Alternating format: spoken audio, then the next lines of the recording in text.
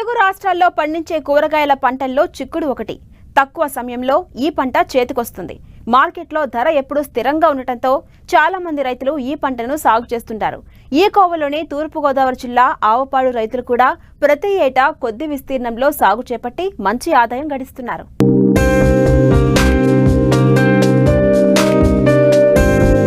చిక్కుడు ఈ కాయగూరను ఇష్టపడని వారు ఉండరు. మార్కెట్లో కూడా ఎప్పుడూ మంచి ధర పలుకుతూ ఉంటుంది. అయితే చిక్కుడులో రెండు రకాలున్నాయి. ఒకటి పందిరి చిక్కుడైతే రెండోది పొద చిక్కుడు. పందిరి చిక్కుడు కొంచెం ఖర్చుతో కూడుకున్న పని. ఇది నాటిన 4వ నెల నుండి దిగుబడి ప్రారంభమవుతుంది. ఇలా 2 నెలల పాటు దిగుబడి వస్తుంది. అందుకే ప్రతి ఏటా తూర్పుగోదావరి జిల్లా నల్లజర్ల మండలం ఆవపాడు గ్రామ రైతులు ఎకరం అర ఎకరంలో సన్నరకం పందిరి చిక్కుడును సాగు చేస్తూ ఉంటారు. స్థానికంగా దొరికే కర్రలను ఉపయోగించి పందిరి వేస్తూ నాణ్యమైన దిగుబడిని తీస్తారు. వచ్చిన దిగుబడిని స్థానికంగా ఉండే కూరగాయల వ్యాపారులు కొనుగోలు చేస్తారు. దిగుబడి అధికంగా వస్తే తాడేపల్లిగూడెం వ్యవసాయ మార్కెట్కు రైతులు తరలిస్తూ మంచి ఆదాయం పొందుతున్నారు. ఎకరం పొలంలోనూ ఒక అరెకరం వంగ తోట, ఒక అరెకరం చిక్కుడు వేస్తూ ఉంటానండి. నేను 18 సంవత్సరాలుగా ఇదే వ్యవసాయం చేస్తున్నాను. సంవత్సరం ఇదే పంటలో ఈ పంట అటు ఆ పంట ఇటు మార్చుకుంటూ ఉంటామండి. లాభ నష్టాలు కూడా లాభం ఉంటుంది, నష్టం ఉంటుందండి. మా గ్రామంలో ఇదే వ్యవసాయం నడుస్తుందండి. వేరే వ్యవసాయం చేతనంగా నష్టపోతున్నామండి. కొంతవరకు లాభసాటిగా ఉన్న వ్యవసాయం చిక్కుడు వంగనండి. మాకు మే నెల ఫస్ట్ వారంలో దుక్కు చేస్తామండి. దుక్కు చేసిన తర్వాత కొంచెం ఆరిన తర్వాత గుల్లమట్టి అది తోలి అరెకరానికి 2 టిప్పులు కాడ గుల్లమట్టి తోలుతామండి.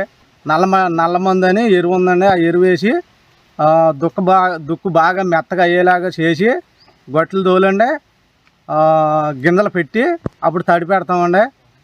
తడి పెట్టిన తర్వాత వారానికి మొలకలు వస్తాయండి. మొలకలు వచ్చిన తర్వాత పందిరి నాటుతామండి. ప్రతి పాదికి గుంజ వచ్చేలాగా నాటుతామండి. నాటిన తర్వాత పాదులు కొసలు వస్తాయండి. కొసలు పైకి పురుకోసలు కట్టి పైకి పందిరికి అందిస్తామండి. పైనేమో ఇనపతీగ వరుసకి ఇనపతీగ అడ్డం నిలువు అల్లి బద్దలుతామండి. మేము సొంతంగా చేసుకుంటామండి. కొంతవరకు కూలీలతో కూడా చేయించుకుంటామండి.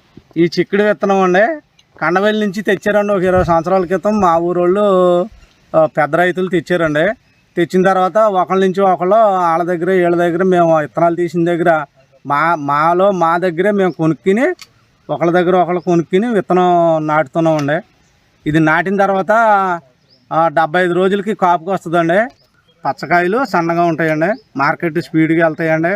మందులు పెట్టుబడి ఎక్కువ అండి, ఆదాయం ఎక్కువ ఉంటుంది. బాగుంటుందండి వ్యవసాయానికి.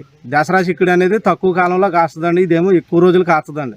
మొలకలు వచ్చిన తర్వాత సన్నపాటి మందులు కొడతామండి. పందిరికి అల్లిక కనీల్తిగా కమ్మే వరకు కూడా పందిరి మీద నీడ కమ్మే వరకు పూతకెలా లేగుతుంది అనేది కూడా 2 నెలల వరకు కూడానండి సన్నకారు మందులు కొడతాం. క్లోరోపైరపాసు ఎంట్రికలు అనేటి తక్కువ పవర్ మందులు కొడతామండి.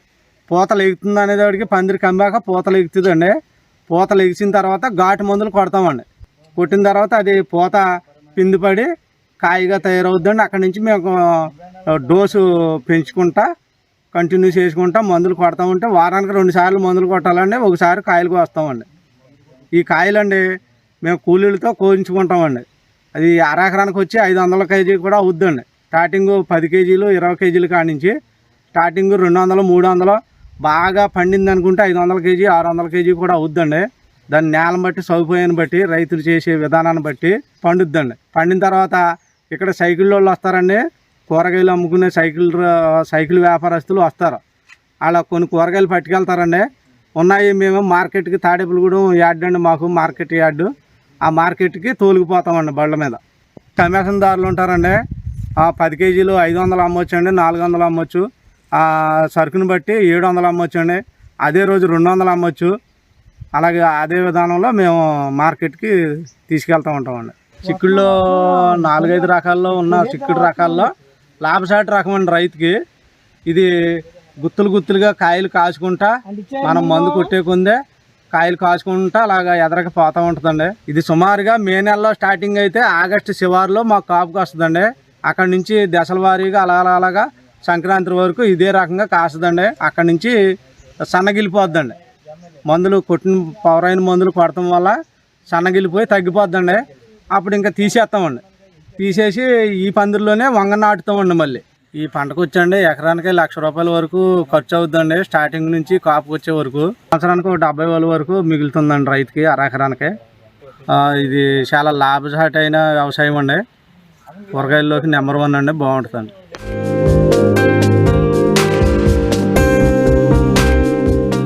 స్వల్పకాలంలో తక్కువ ఖర్చుతో ఆదాయం చేతికొచ్చే పంటల్లో కూరగాయలది మొదటి స్థానంగా చెప్పుకోవచ్చు. అందులో ముఖ్యంగా దోస తక్కువ చీడపీడలు ఆశించి ఎక్కువ దిగుబడులు వస్తుండటంతో బాపట్ల జిల్లాకు చెందిన ఓ రైతు 3 ఎకరాల్లో సాగు చేపట్టాడు. ప్రస్తుతం మార్కెట్ అధిక రేటు పలుకుతుండటంతో మంచి లాభాలు వస్తాయని ఆశిస్తున్నారు.